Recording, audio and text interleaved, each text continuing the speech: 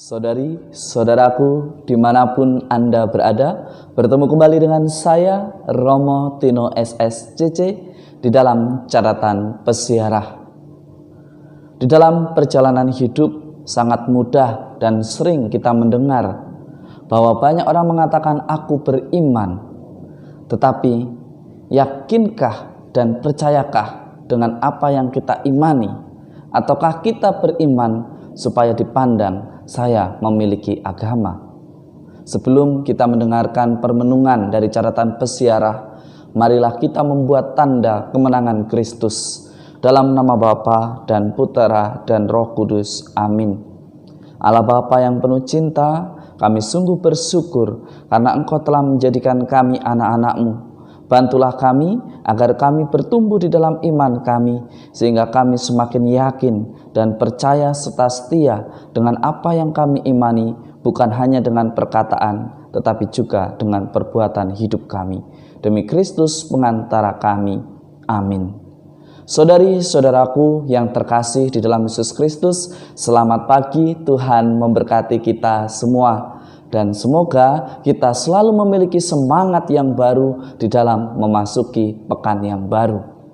Di dalam bacaan pertama dari kitab nubuat Hosea, kita diingatkan dan diberikan gambaran bahwa cinta Allah itu begitu besar. Digambarkan Hosea yang mencintai istrinya meskipun istrinya seringkali mengkhianati cintanya. Itulah yang digambarkan oleh kitab nubuat Hosea kepada kita semua, bahwa kasih Allah selalu tetap setia menunggu kita yang mungkin seringkali mengatakan beriman, tetapi tingkah laku kita di dalam tindakan sehari-hari kita sama sekali tidak mencerminkan bahwa kita memiliki iman akan Tuhan Yesus Kristus. Seringkali kita hanya di dalam mulut kita mengatakan, saya beragama, saya mengimani apa yang saya pilih, saya menghidupi agama saya. Tetapi hanya sekedar retorika semata.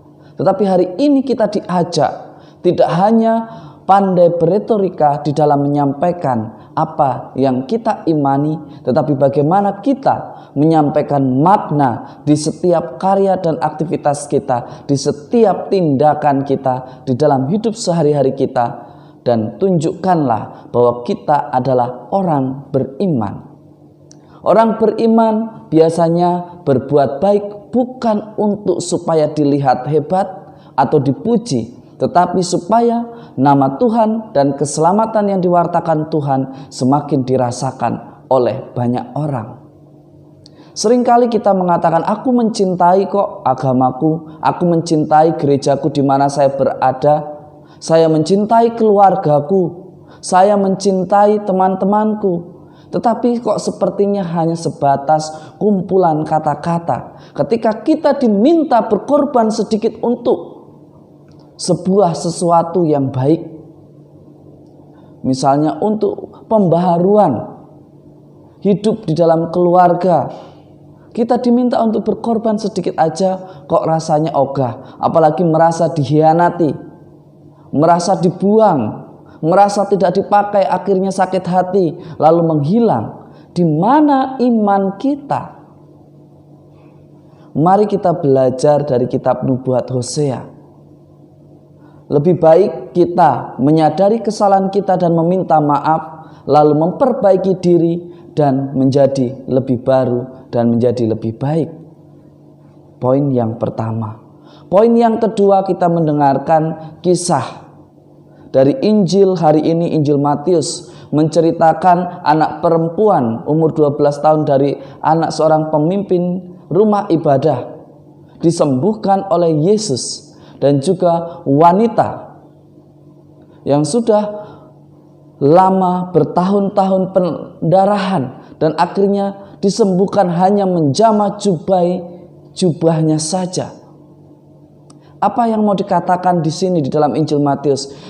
Matius mau menyampaikan iman itu harus ada niat, ada usaha dari kita. Jangan kita mengatakan beriman tetapi kita hanya duduk diam. Sebagai contoh, kita menginginkan sesuatu, kita berdoa tetapi kita tidak berusaha, maka apa yang kita doakan tidak akan terwujud.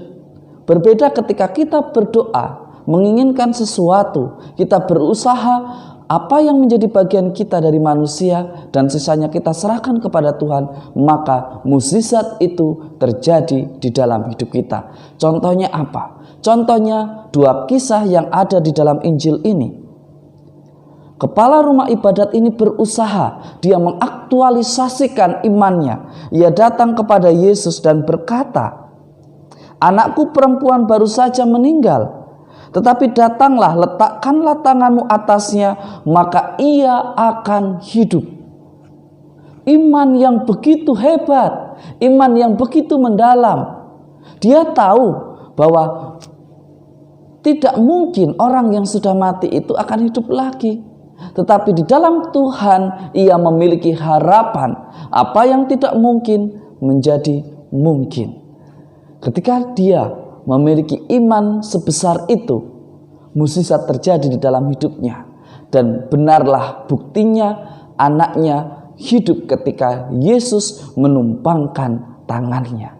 Lihat, kita bisa menjadi berkat bagi sesama kita hanya dengan mengaktualisasikan atau mengerjakan, menghidupi apa yang kita imani, bukan hanya sekedar retorika. Dia berusaha datang mencari Tuhan. Dia meminta Tuhan datang ke dalam rumahnya dan menjamah anaknya, dan hiduplah anaknya. Perempuan yang pendarahan, yang bertahun-tahun pendarahan dan tidak sembuh, ia mengaktualisasikan imannya juga. Ia datang mendekat kepada Yesus.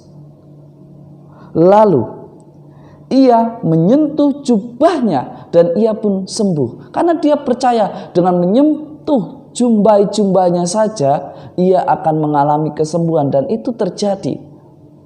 Apakah dia tidak berusaha? Dia berusaha. Dia aktif mendatangi Yesus. Ia menyapa Yesus di dalam imannya. Meskipun tanpa kata-kata yang indah, ia berusaha dengan tindakan nyatanya, dengan menyentuh, akhirnya mukjizat pun terjadi di dalam hidupnya. Saudari-saudaraku yang terkasih, mukjizat itu nyata. Ketika kita memiliki iman yang nyata, pertanyaannya, apakah saat ini di dalam imanku aku percaya? Apakah aku percaya dengan tulus? Apakah aku setia dengan apa yang aku imani? Kesetiaan menuntut suatu kepercayaan, dan kepercayaan melahirkan suatu harapan. Dan ketika harapan dihidupi dengan iman dan tindakan nyata, menjadi mukjizat yang begitu istimewa di dalam hidup kita. Semoga Tuhan memberkati kita semua dalam nama Bapa dan Putera dan Roh Kudus. Amin. Saudari-saudaraku yang terkasih dimanapun Anda berada, beriman berarti kita berusaha menghidupi apa yang menjadi bagian dari kita, dan sisanya kita serahkan pada Tuhan, karena Tuhan tahu apa yang terbaik bagi kita menurut rancangannya. Berbahagialah dan jadilah berkat.